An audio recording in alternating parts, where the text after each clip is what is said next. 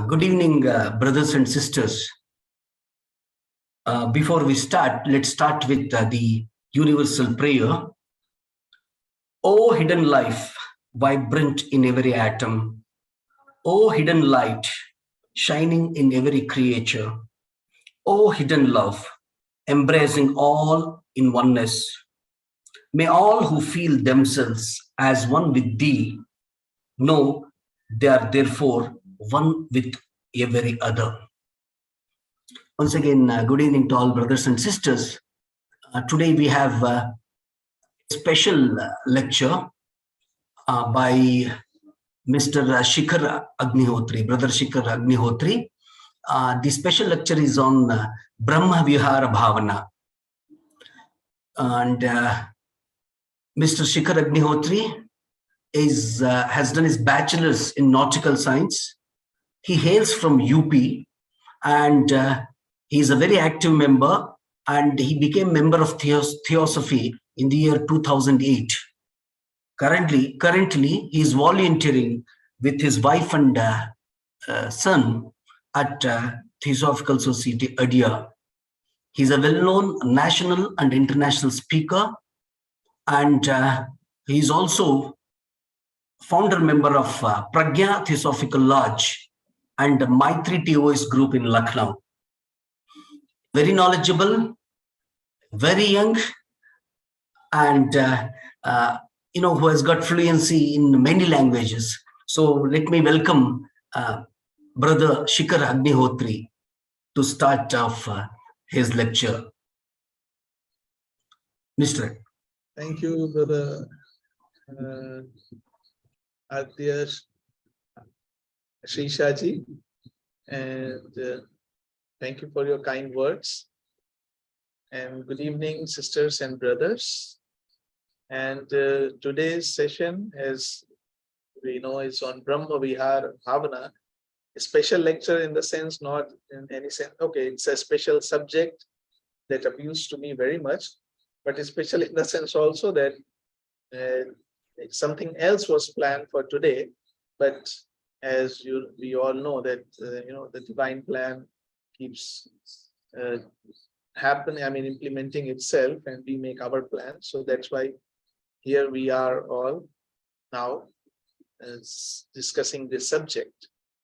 And the subject, as we just said, is Brahma Vihara Bhavana, or the four sublime states, as it is called. It is a part of Digha Nikaya, 13 number. And there is a commentary on this by Nyanika Bonika Thera. So if you want to read more about this, you can always go online and read it. But today I chose this subject. Why? Also, I will share with you all. But before that, I want to start by invoking that Guru principle, which is teaching us all the time. Om Guru Brahma, Guru Vishnu, Guru Devo Maheshwara, Guru Sakshat Parabrahma, Tasmai Shri Guruve Namaha.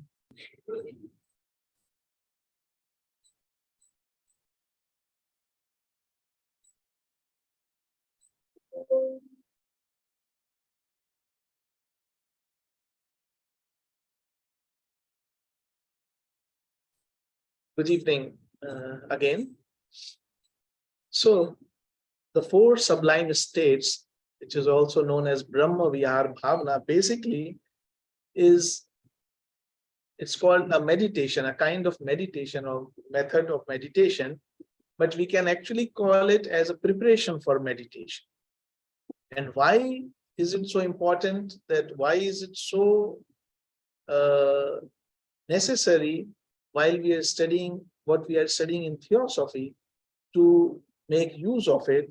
Is because in Theosophy we study that the root cause of all suffering or all evil is selfishness, which is due to the illusion of sense of separateness. So since we think I am separate from others, so I prioritize myself over others, and to the extent of causing harm to others.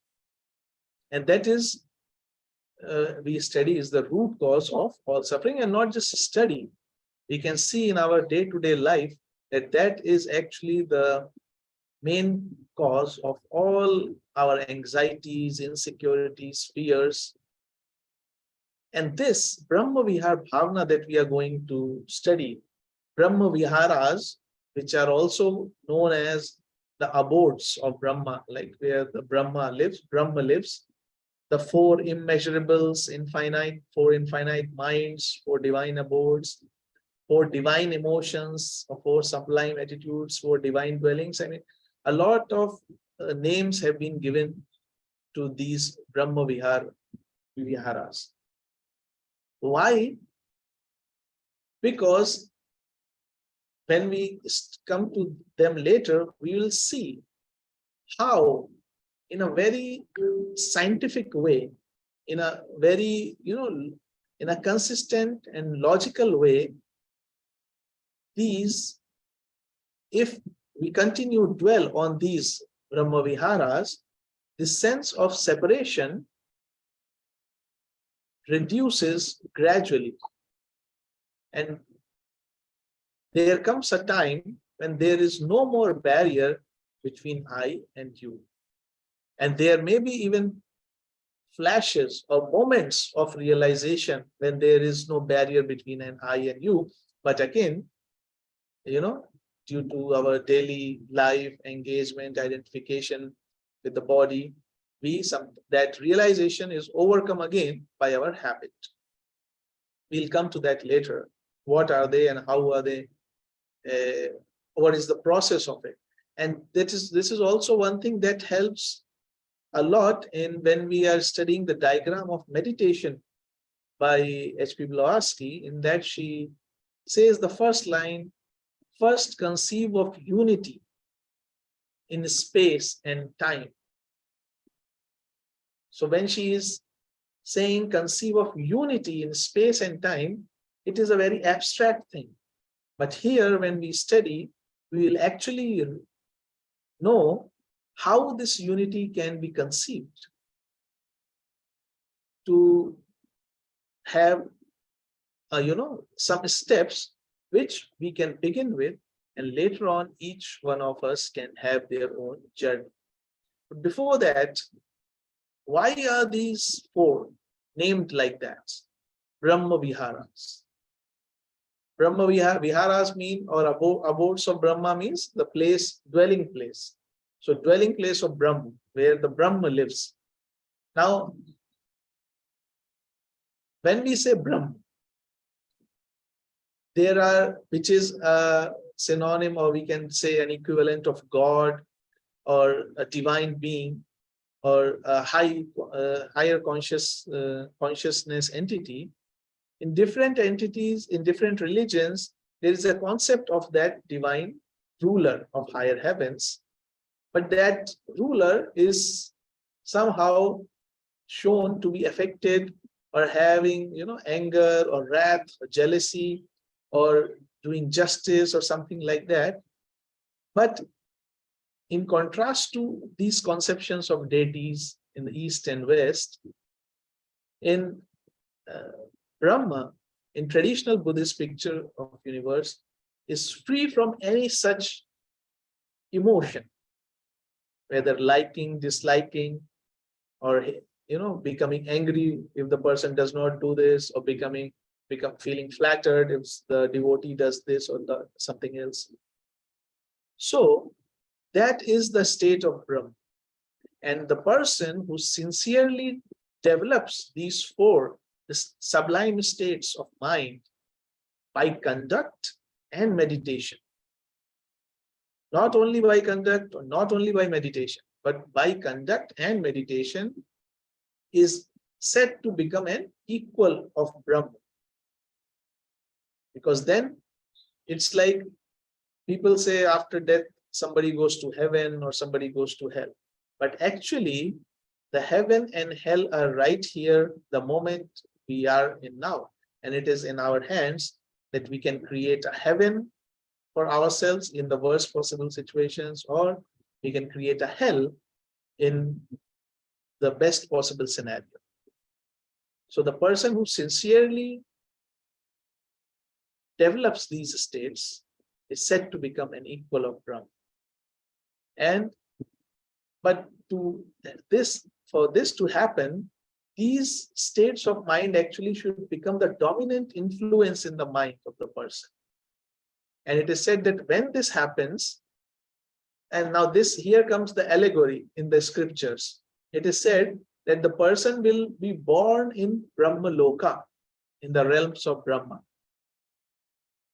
But what is really meant to say that when these states of mind, which we'll come to soon, becomes the constant dwelling place, that our mind is constantly in those states where we feel at home, then they should not remain only a place of, for a momentary visit.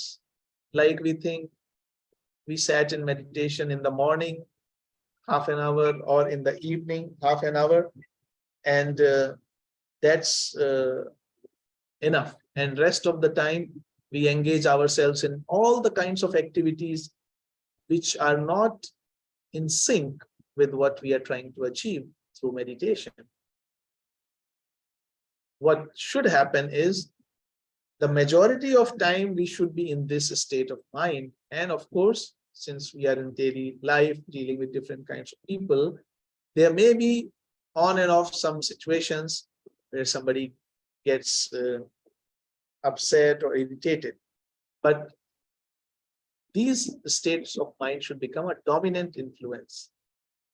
A person should become saturated by them, and they should become inseparable companions.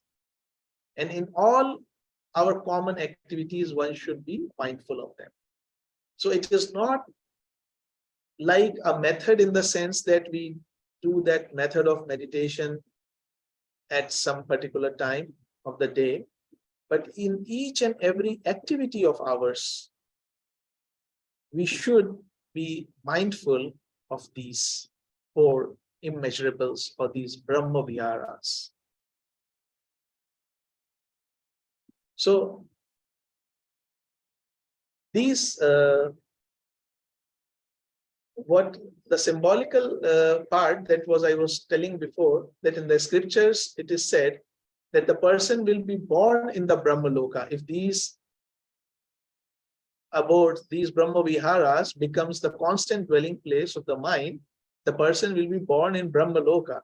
But according to Richard Gombrich, an Indologist and scholar of Sanskrit Pali, and I think it's very easy to understand that basically it is explaining, or it is implying, an awakened state of mind and a concrete attitude towards other beings, which is equal to living with Brahma here and now. Not that after death somebody will be born in Brahma Loka, but basically it is right here, right now. Now we come to a very important point before we even go in the subject even deeper. That why are we studying this? Because whatever we do, there is some reason to it, a priority to it, as at the feet of the master says. We should do something that is more helpful or less helpful, more useful, less useful. So what is the use of studying this in our daily life? So the ultimate aim of attaining dhyana on the Brahma Viharas is to produce a state of mind. See, you see, that is not the end. Actually, this is the means to end. And what is the means? To produce a state of mind. Why? That can serve as a firm basis for liberating insight into the true nature of all phenomena as being impermanent, liable to suffering and substantial, which was the insight of Buddha when he gave Four Noble Truths, that world is suffering, there is a cause for suffering, desire is the cause for suffering, and the Noble Eightfold Path. So, what is the quality of mind in Brahma Vihara Bhavana? I will read for you. A mind that has achieved meditative absorption induced by these sublime states will be pure, tranquil, firm, collected, and free of coarse selfishness. And what will happen then? Because only then it will be ready for the final work of deliverance, which can be completed only by insight, which is also we know as intuition or pragya, direct perception into the things, into the situation, into the events, into people, into relationships. Then the individual is able to perceive the thing as it is. And this is very much equivalent to what Patanjali says, Chitta Vritti Nirodha Yoga. Because what we are doing here by these Brahma Viharas, meditating on them, is basically we are removing the Chitta Vrittis, the modifications of the mind, which are all those conditionings, prejudices, habitual reactions, emotions that act as a barrier for us to see or perceive a thing as it is. So that's what is the purpose of this. And as we studied, it is to be done by not only meditation, by conduct also. So first by practical conduct and appropriate direction of thoughts, and second by methodical meditation aiming at these, because both of them are complementary. Each will help the other. Just thinking good, just having good thoughts is not enough. As Annie Besant says, that if you don't think, don't speak, not even think, if you are not ready to act. And that the road to hell is made up of good thoughts, which were never implemented.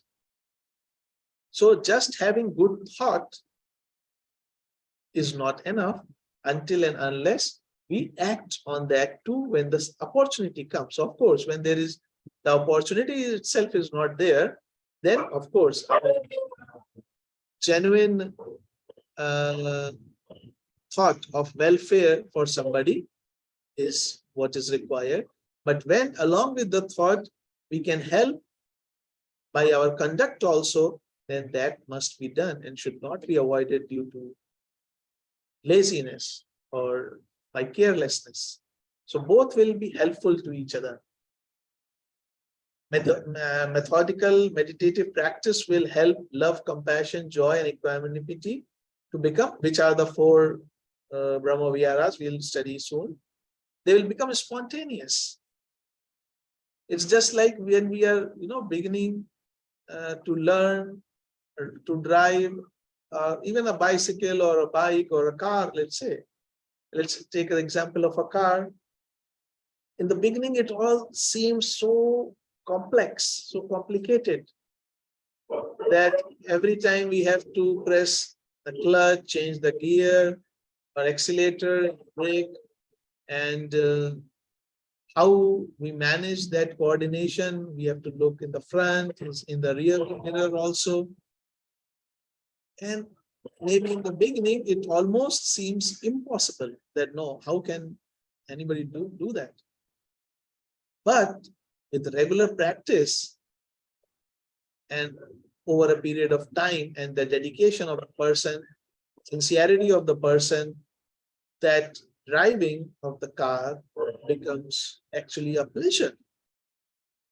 Actually, somebody would like to love to go on a long drive.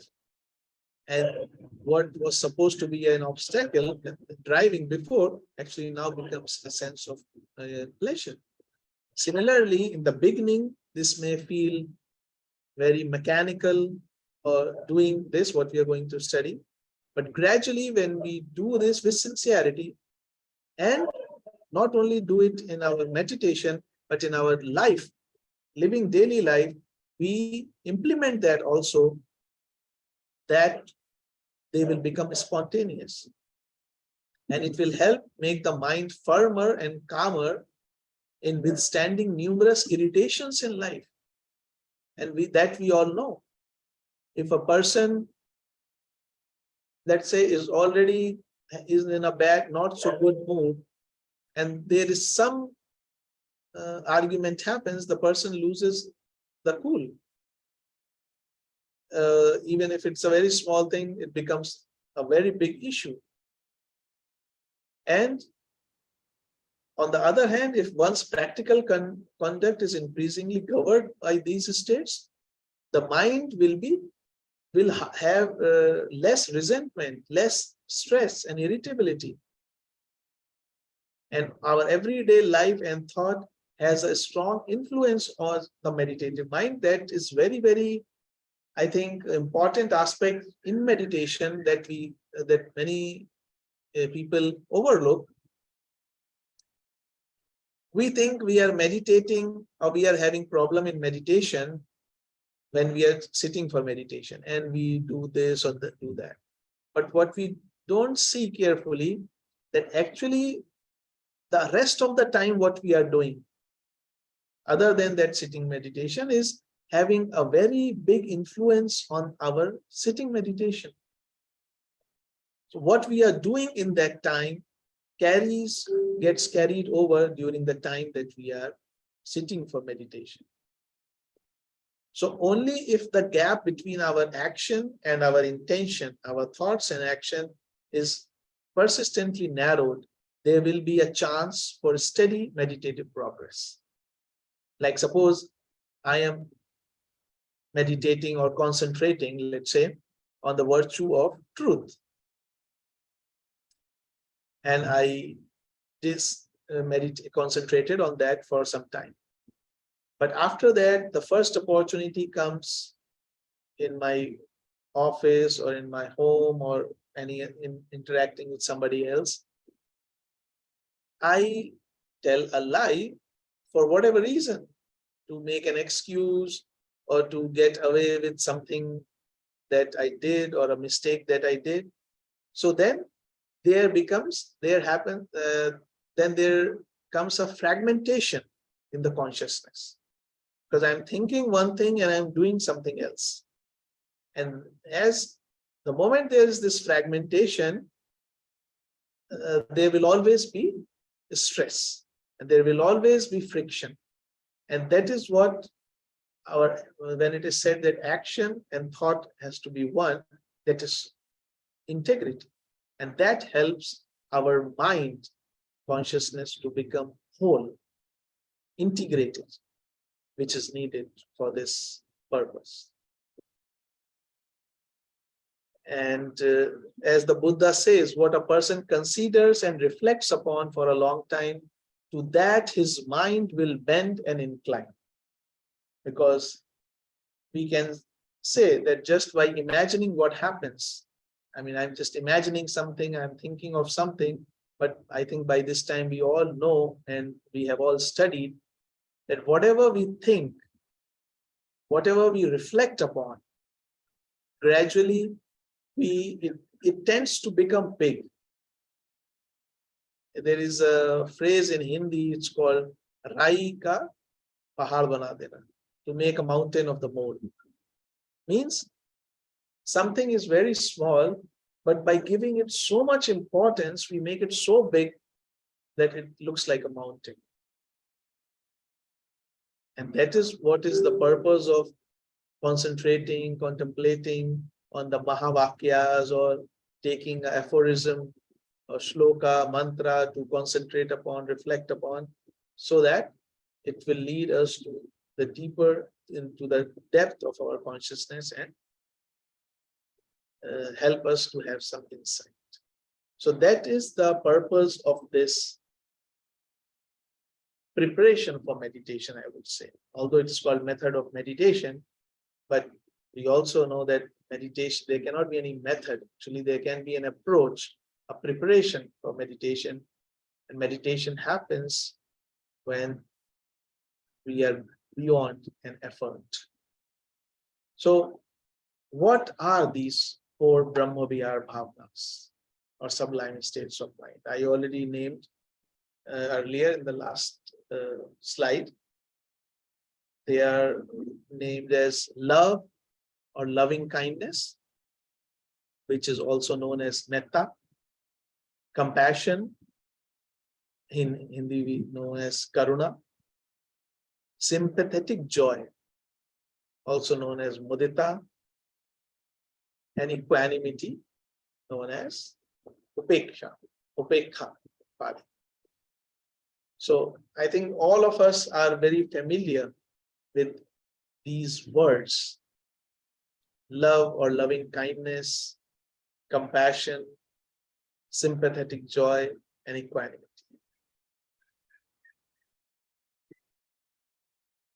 What are the effects of them? What are their effects when we think about them in a particular way? When we do this, these four attitudes are said to be excellent or sublime because they are the right or ideal way of conduct towards living beings. As you see, there is the only thing that we can find there is inclusiveness, not any exclusivity. And that's why they are also called the boundless states, infinite states, infinite minds, because normally when we say love, compassion, or joy, what image do we have about it? We have a different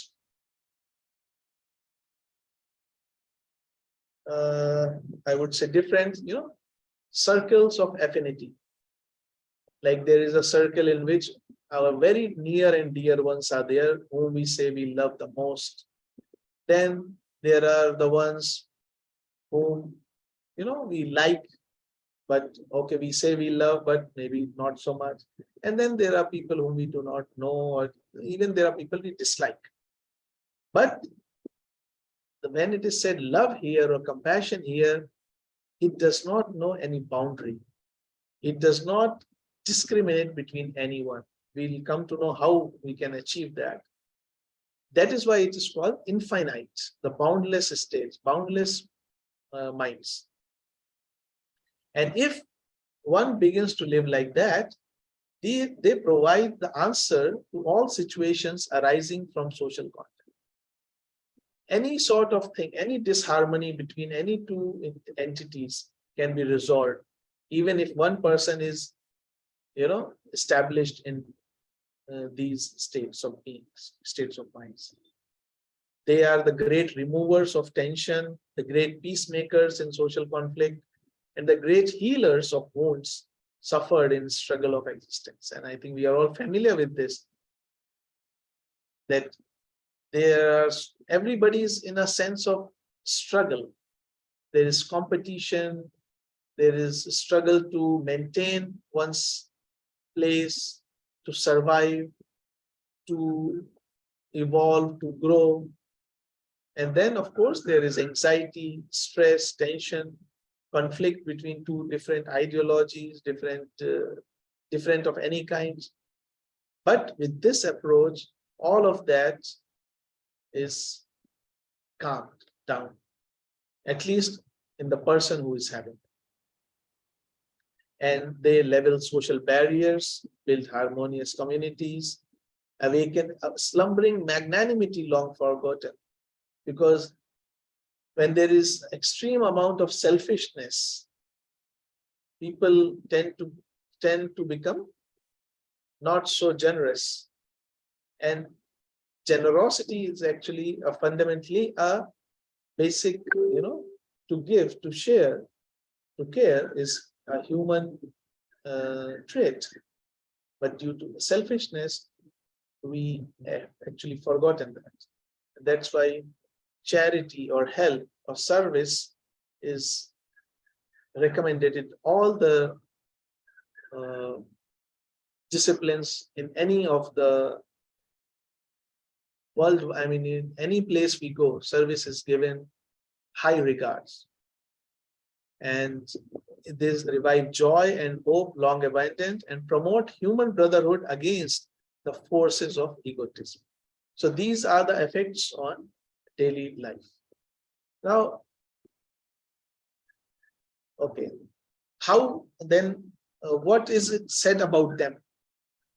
In the Metta Sutta, that is the song of loving kindness, it says, when standing, walking, singing, lying down, whenever he feels free of tiredness, let him establish well this mindfulness. This, it is said, is the divine. So basically, it is not something that is to be done, as we discussed, only at a particular time for some minutes or some hours, but any time, standing, walking, singing, lying down, whatever we are doing, actually we can practice them. It is the divine abode of Brahma. And they are boundless because in their perfection, they should not be narrowed by any limits as to the range of beings or directions towards whom they are extended. They should be non-exclusive and impartial, not bound by any selective preferences or prejudices. What we tend to do, what I said, we have a circle of love. Only, we have preferences and we have prejudices. A mind that has attained to that boundlessness of Brahma Viharas will not harbor any national, racial, religious, or class hatred. But unless rooted in a strong natural affinity with such mental attitude, as we discussed earlier, that they should not be the places of momentary visit. The mind should be, become saturated with them. A majority of duration would be in such a state of mind. Unless it is like that, it will certainly not be easy for anyone to implement that boundless application by a deliberate effort of will. For example, as we said, suppose again we are doing this practice in the morning and in the afternoon or evening for some time. But in between times when we are meeting people, we are still harboring our enmity, sense of competitiveness or selfishness. So what is happening? On one hand, we are strengthening the mind with these Brahma Viharas, but rest of the time, we are actually weakening them by contemplating or harboring just the opposite thoughts. So what will happen? There will be no net result. And so to achieve that, in most cases, we shall have to use these four qualities not only as principles of conduct and objects of reflection, but also as subject of methodical meditation. And that meditation is called Brahma Vihara Bhavana, the meditative development of the sublime states. And now we come to this process of meditative development of the Brahma Viharas. So what is this process? Basically, we studied there are four Brahma Viharas: love, compassion, sympathetic joy, and equanimity. So it is to be done in a way that they systematically break down all barriers. Now, this is the most important part. We can all actually try that in our time at home, some whatever meditation or something you want to do. Just, it is not even actually a meditation. it is actually, if we just say the essence of it, uh, we do the prayer of the welfare for everyone, like Sarve Bhavantu Sukhina. Everybody may be happy, everybody be peaceful, healthy. The same thing, but with much more clarity and with much more intensity and conviction is what that we are doing here. And going to the smallest detail, because when we say just the mantra Sarve Bhavantu Sukhina, yes, we are saying that and we are putting our energy into that, but it is a very general thing. We may not have a thought form related to that to have its desired effect. But when we are doing this systematically break down all barriers, restricting their application to particular individuals or places. And in meditative exercises, in this one, the selection for people to whom thoughts of love, compassion, or joy are directed proceeds from the easier to the more difficult. That is a very important thing to know. Because it's very, when we say we send the thoughts of love, or we just feel love for oneself, it is very easy. For one's near and dear ones, easy. For those whom we do not know, it's a bit, since people whom we don't know, we don't relate to, how can we feel love for them? But that's the thing. Because this barrier that we have made, that I know this person, I'm related to that person, I'm not related to rest of that is also a mind-made barrier. So then it's little bit difficult to feel love for the people whom we do not know. And then comes the people whom we dislike, whom we, positively dislike, to feel love for them. So that is why, for example, when meditating on loving kindness or love, the same thing applies for compassion also and sympathetic joy also. One starts with an aspiration for one's own well-being. Right? That I am happy, or I'm loving, I'm caring, whatever we feel that we are, using it as a point of reference for gradual extension, that just as I wish to be happy and free from suffering, so may that being be free from suffering and happy. May all beings be happy and free from suffering. Right? So just as I want to be happy,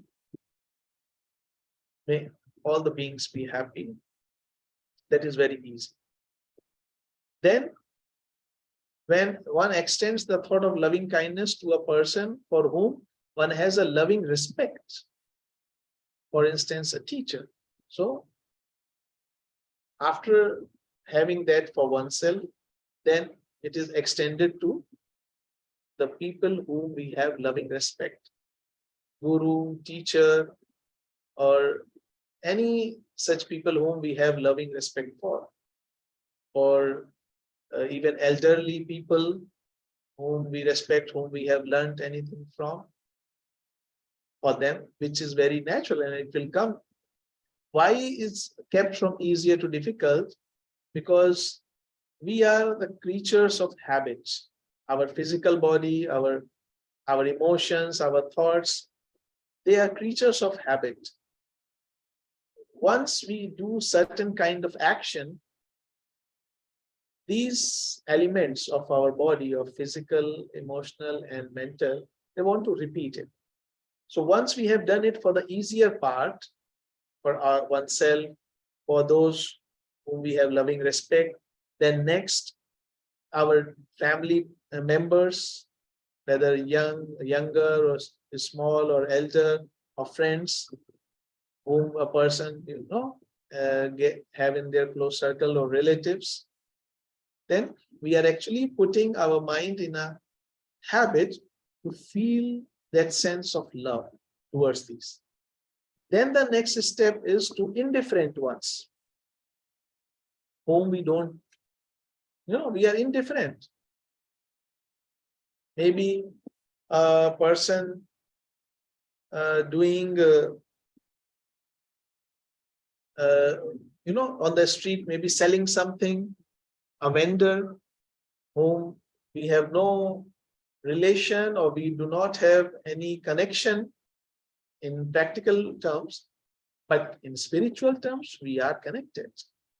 And the only barrier that we think it is there is the mind created barrier that I do not know that person. Although I do not know that person in the physical body, but we are all interconnected in the invisible realms. Not only interconnected, but actually we are of the same essence. And only when we reach to that level of understanding that we are of the same essence, that barrier on the physical plane can vanish and the love flows to even to the person or the entity to whom we are not even familiar, whom we do not even know.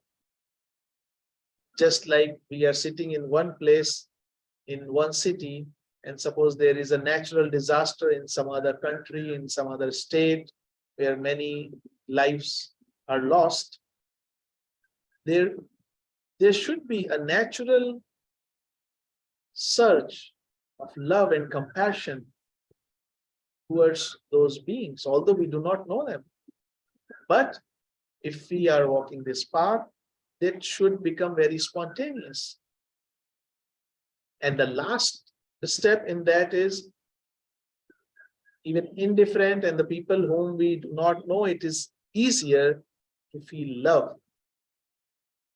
But even there is a next step. The next step is sharing or feeling this love for those whom we think as of our enemies or the people, individuals whom we dislike. Actually, there should not be anyone, if we are really sincerely working along this line, there should not be anyone whom we can call enemy or whom we dislike. But of course, these sanskaras, these conditionings and prejudices are very deep rooted and they create a barrier in the free flow of love. So that is how we go from one step to another one, easier to the difficult one.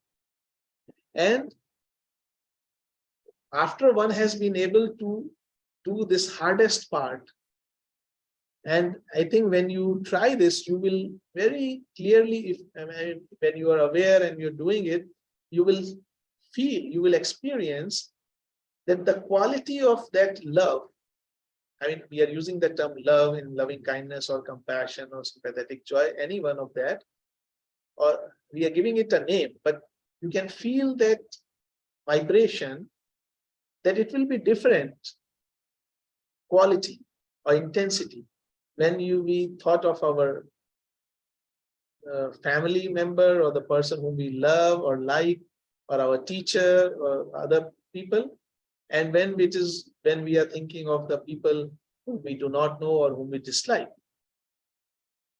But even in the beginning, even that will be very difficult. But once we have been able to do that, now next task is to direct one's thoughts of loving kindness to even all of them without any discrimination in the intensity, without any difference in the intensity, equal. Because even up till the time that we are categorizing them, that this is my friend, this is my family, this is my teacher, this is the person whom I do not know, I'm not familiar, this is the person I don't like, and I'm sending those thoughts, basically still there is a division in my mind. So even that division has to dissolve. And at that point of practice, one will have come to the higher stage of concentration, which is called as excess concentration or upchar samadhi, that will have been reached. And there are, I mean, as and when we go higher and higher, there are different names to different states of consciousness. The different names are given as per, I mean, whatever technical names are there. But basically, in layman terms, if we want to understand, we're not going into technical terms. The simple thing is, if we are seeing the physical body, we are concentrated on the physical body, we will see the difference. If we are limited only on the emotional aspect, we will see the difference of liking, disliking. We are concentrated on the mental aspect also, we will see the difference in ideologies, liking, disliking, and approaches. So only when we say, when we are able to drop all these difference, we are bound. I mean, we are actually in a state of mind, a state of being, which is beyond any discrimination, at least beyond the lower mind. In theosophical terms, we can say, if we can see, if we can feel that unity or love, even for the person whom we do not like. But that's the thing. Only one thing can remain. Either we say that this is the person I don't like, and I feel love, because when there is love for that person also, there will be no one remaining whom we do not like. So that state is called, I mean, that is the experience of oneness, when we feel even that love and kindness and compassion for every life form. And the same applies to the spatial expansion. The thing in diagram of meditation, when HPV says that first conceive of unity in space and time. When she's saying space and time, it's very difficult. I mean, how to conceive that in space and time? So when in space, it is said, in time, what is time? Time is, okay, although it is said as duration, but what is psychological time? Past, present, and future. Basically, memories. Memories of what? Events. Events are made up of what? Our interactions with situations, with peoples, with individuals, the result of which is our prejudice that this is my friend, this is my enemy, this is my relative, basically all conditionings. So if we are expanding in time, means we are basically we are including everyone in our circle of love or compassion. We are not leaving anyone outside of that circle. And that is expansion in time. Basically, expansion in time is due to the events that are in our mind saved as memories. And expansion in space, for spatial expansion, the practice starts with, again, from our immediate environment, such as one's family. Like we are imagining, and imagining means we have to be very, we study that energy follows thought. So if we are thinking something, the energy is already working. So if we are thinking, if we are imagining with it, we are expanding, it really happens. And it depends on the conviction of our imagination, how strongly or how immediately it happens. So starting with immediate environment, one's family, we extend ourselves, our consciousness to extend to the neighboring houses, to the whole street, the town, the country, other countries, the continents, and then the whole planet. And the final is that in pervasion of all the directions, we send the thoughts of loving kindness to all the directions: east, west, north, south, zenith, the top, the nadi, the down, all the directions, everything is covered. Basically, what we are actually doing here is the same thing that we see every day being done by solar logos. Is there any space in the whole of the solar system actually where the life pulse, the life wave from the solar logos do not reach? I mean, those life waves are basically just like the heart pumps the blood in all the body going to the cells. There's not even a cell that does not have that flow. The moment any part, any organ does not have a flow, it becomes diseased. But because that happens because we do not take care of the machine, our body properly, and that part of the body becomes, we say it is becoming dead because there is no blood flow. But basically, that life flow is not there, and it's still either it has to be removed or it has to be treated. So when we are sending our thoughts of loving kindness, compassion, and sympathetic joy, which is, we can have actually a very big discussion on each one of them, because even these 4 words mean different things to different people. Because when you say love, it can mean different things for different people. But there is a lot of explanation on each of one of these, but we do not have time for that. So we can do our own research on that, and later on, if anybody has any question, we can talk about it. But basically, it is to say that when we start doing this, and literally I'm saying anybody can try it out for oneself and experience it. You try it, experiment it with for a week or 7 days or something, and see that is my behavior, is my attitude towards people, towards things, towards situations is changing because of this. Am I becoming more tolerant? Am I now becoming less irritable? Am I becoming now more courageous? And I am becoming now less insecure or less fearful? This, we don't have to tell anybody or anyone, or we don't have to go to anyone. We can try this out for oneself and see. And why, again, I'm coming back to the reason is that the ultimate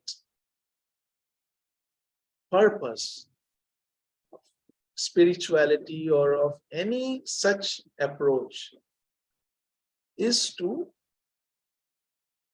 remove or end the illusion of sense of separateness. Not any other purpose, not any psychic powers or any visions or any sort of that sort of thing. But to what degree that selfishness and that sense of separateness has reduced in oneself, that is the only benchmark that we are going in the right direction or not.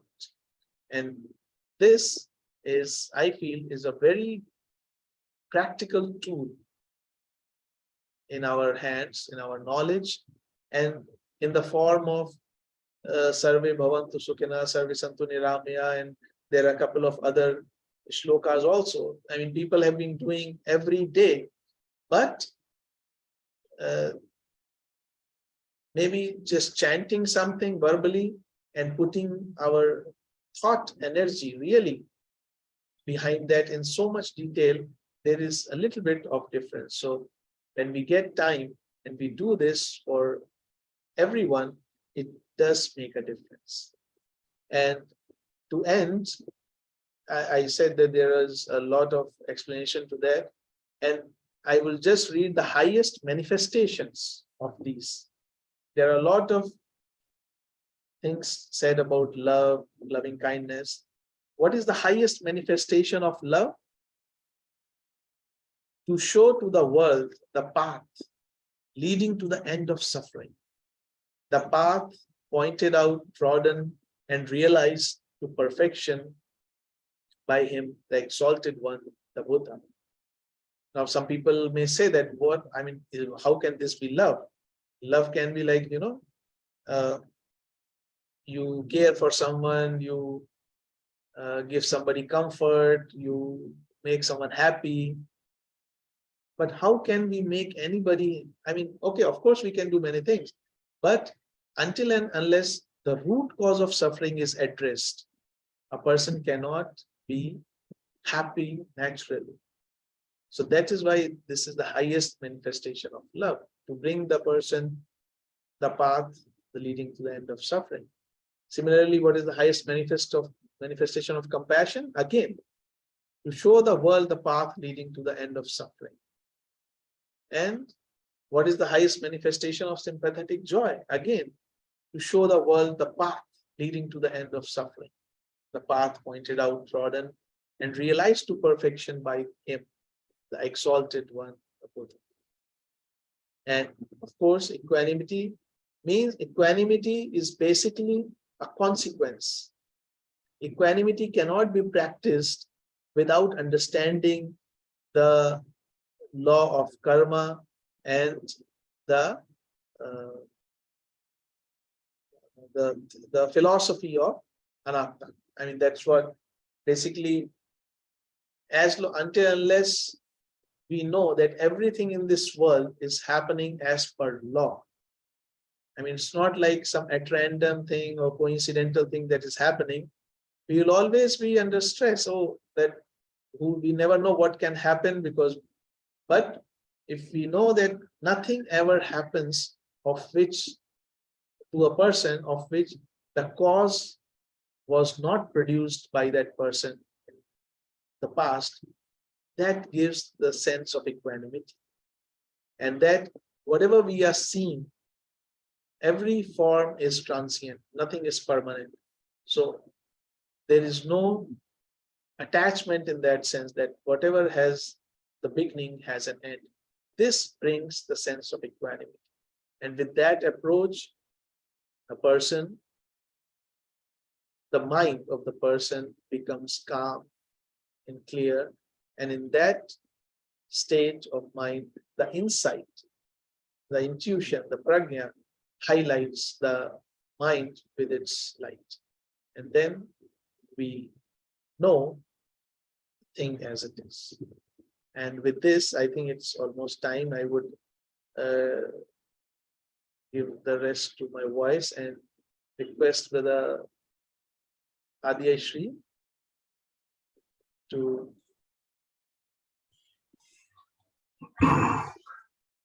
Okay. For your patient hearing. Yeah. And thank you very much, Brother Shikhar Agnihotri. It was a wonderful session. So instead of wasting time, I just convey everybody that if you have any questions, any queries, or anything to say, they can. I think we can spare some 5 minutes to it, I believe. Is it okay, brother? Yes. If anybody wants to add or say something, and Harsuk Dubalji has said thanks. Very interesting. That was the message sent by them.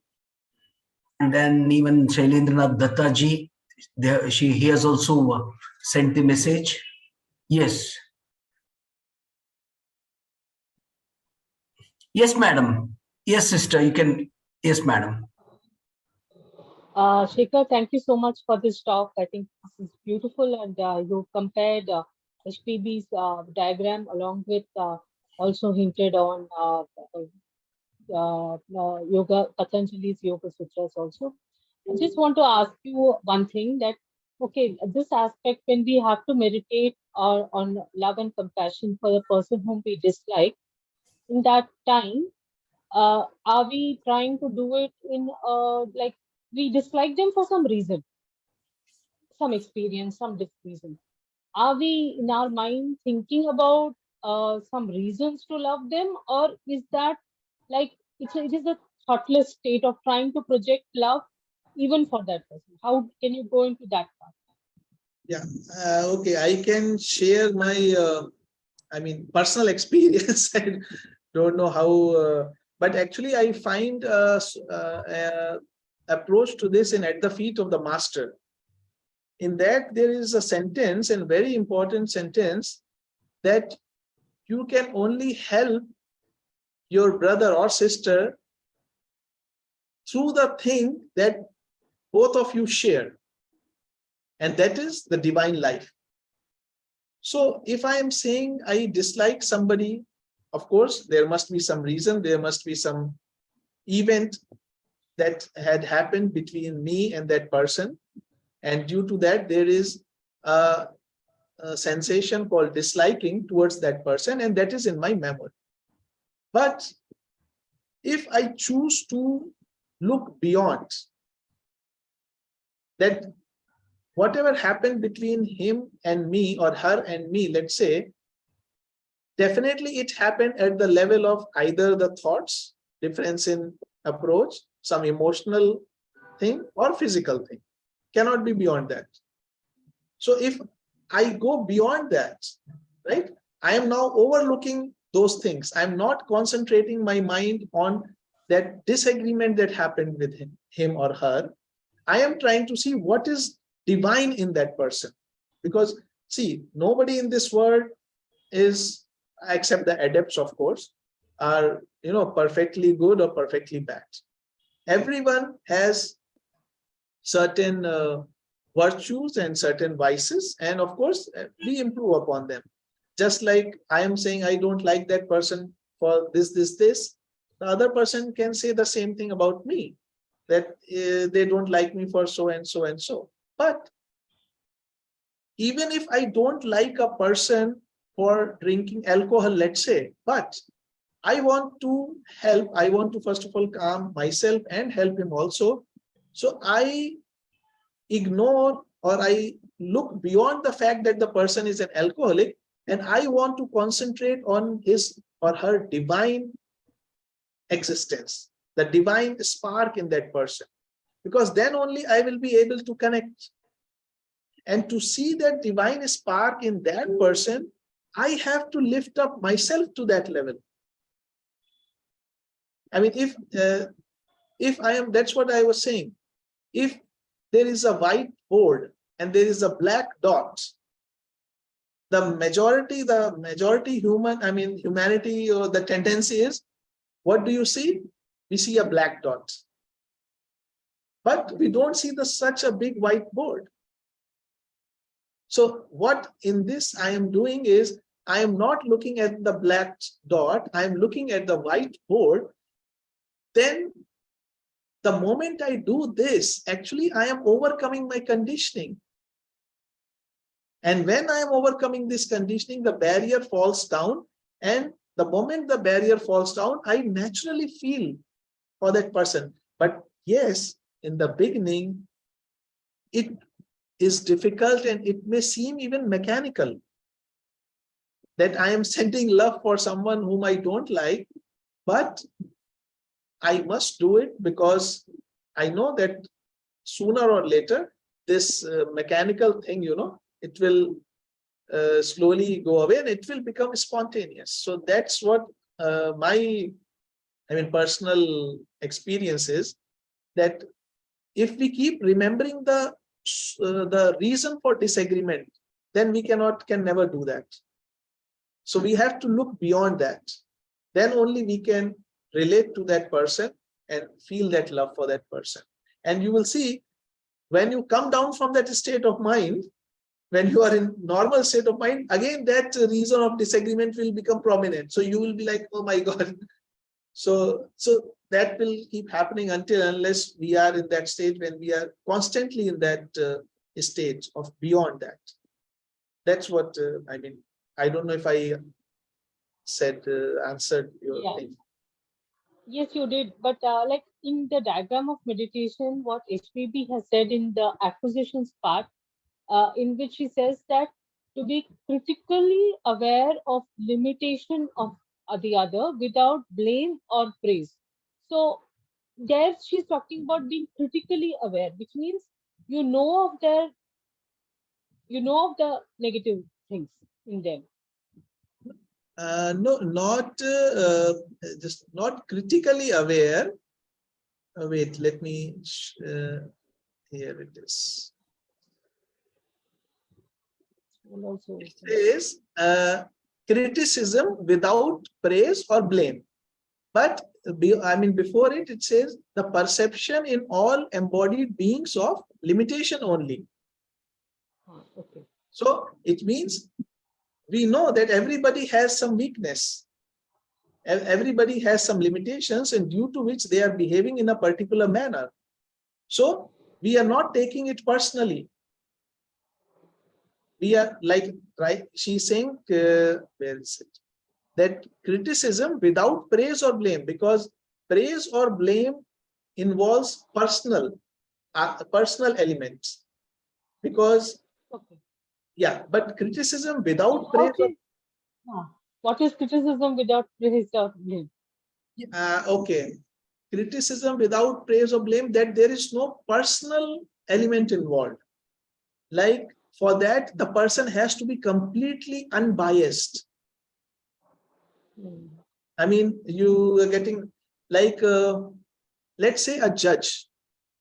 A judge, when the judge is giving the verdict, I don't know, but I mean, ideally, the judge is not angry or upset with the criminal.